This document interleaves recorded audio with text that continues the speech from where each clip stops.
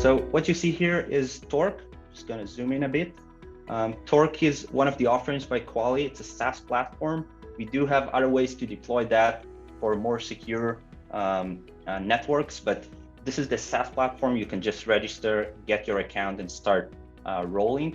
And what I'm going to talk about first is the end user catalog. So we discussed those users that needs something, right? They have a task today to build something, to test something, and what they need is an environment. Now, usually the DevOps or IT teams will have a set of predefined configurations that are built some way in some place, maybe Jenkins or other CI tools.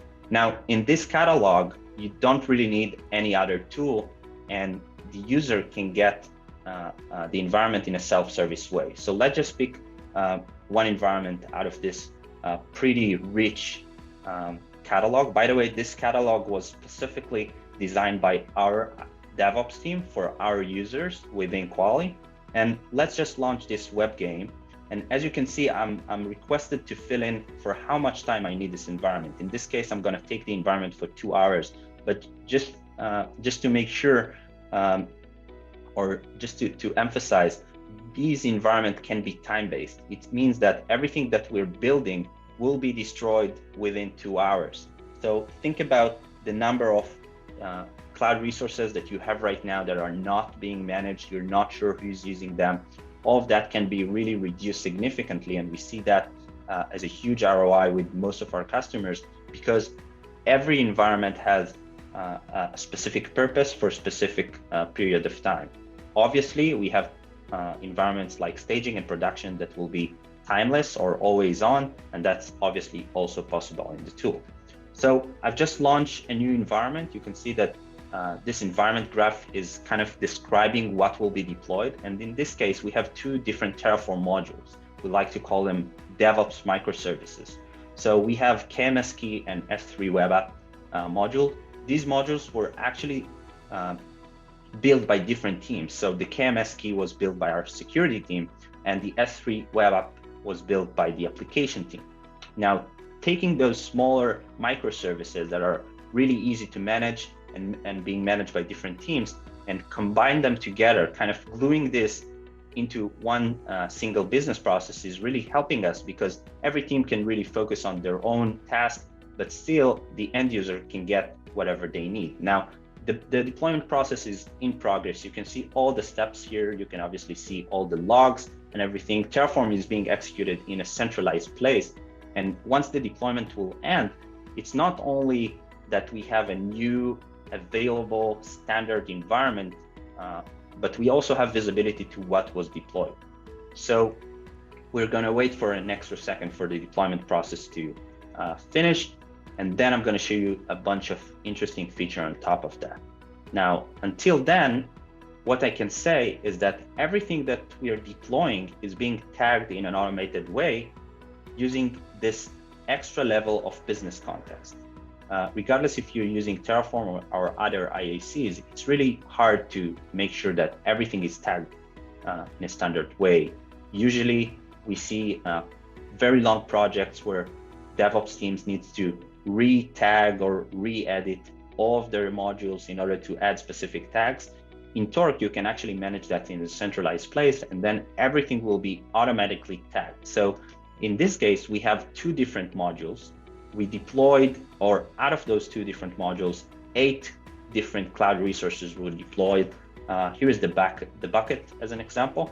And this bucket and the other 8 cloud resources were automatically tagged with all of those tags that were configured in a centralized place. Now, those tags are really the extra level of business context about who deployed the environment, why it was deployed for, what was the original configuration, who is allocated for the cost, and more and more. We see customers adding a lot of different tags here and eventually implementing the tagging methodology of the organization within Torque in a centralized place, and then everything is deployed, regardless, by the way, of the ISC technology. So if we are doing Kubernetes orchestration, for example, using Helm or Kubernetes manifests, the tagging will be labels. So everything eventually is standardized. So you saw that the two different modules are now deployed. You see that the end user get direct access to the application. It's now deployed on S3 as a single page application in AWS. And you already saw all of the resources and the information about them. So the bucket, for example, you can see here the ARN, the different tags, the ID of the bucket, and more and more. So it's not only the orchestration layer, but also the cloud resources layer. Let's take a look at something that we see very common.